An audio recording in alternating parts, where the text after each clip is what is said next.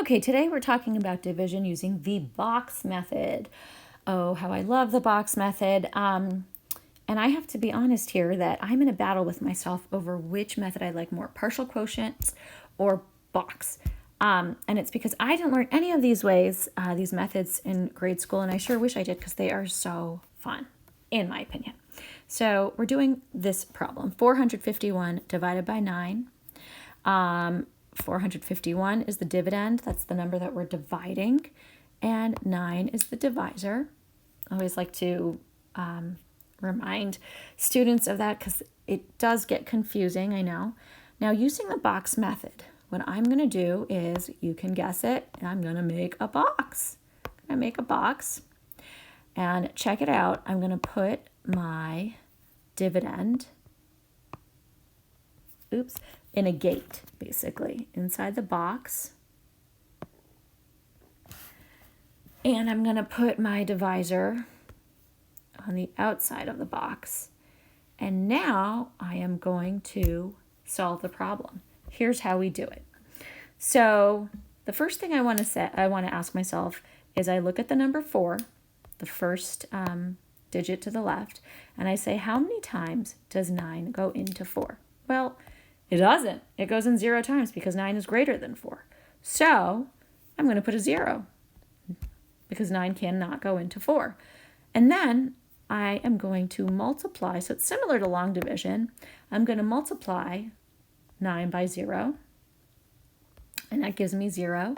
And I subtract that from this first digit, and it gives me 4. Now, what's cool is I am going to park that 4. I'm going to move it over to the next column so that I have the number 45. Oops. I have the number 45 now instead of 5. Now I'm going to say to myself, how many times does 9 go into 45? Well, 9 goes into 45 5 times.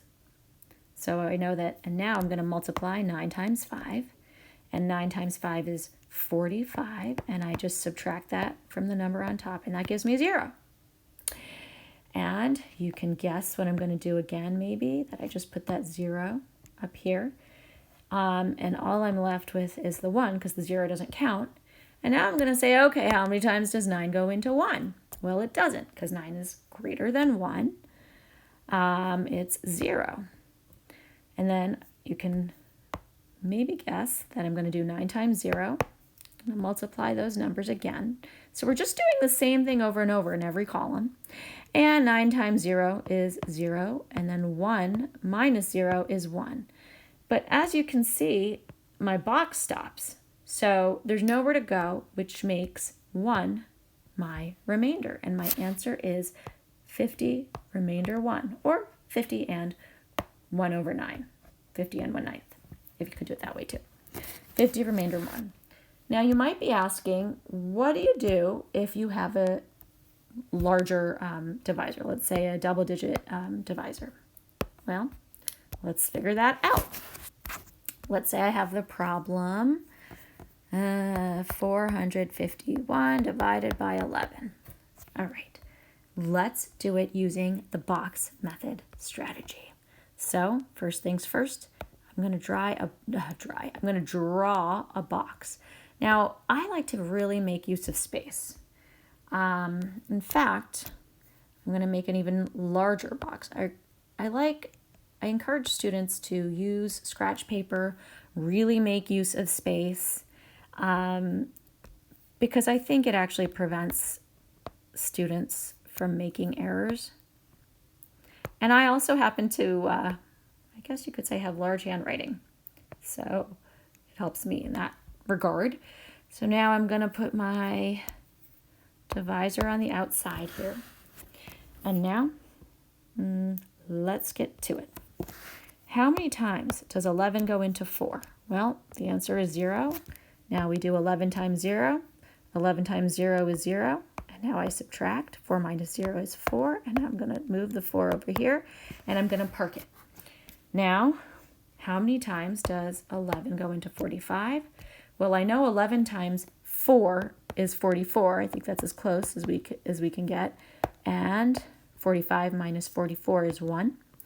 We're going to move the 1 over here. How many times does 11 go into 11? The answer is 1. So my answer is 41. And it doesn't look like I have a remainder. I mean, I suppose we could finish out the problem.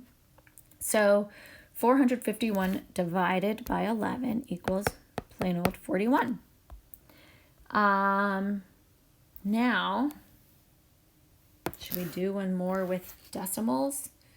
You know what? I will save that for another video. We will talk about doing division using the box method when we have decimals. Oh, I cannot wait. Till next time.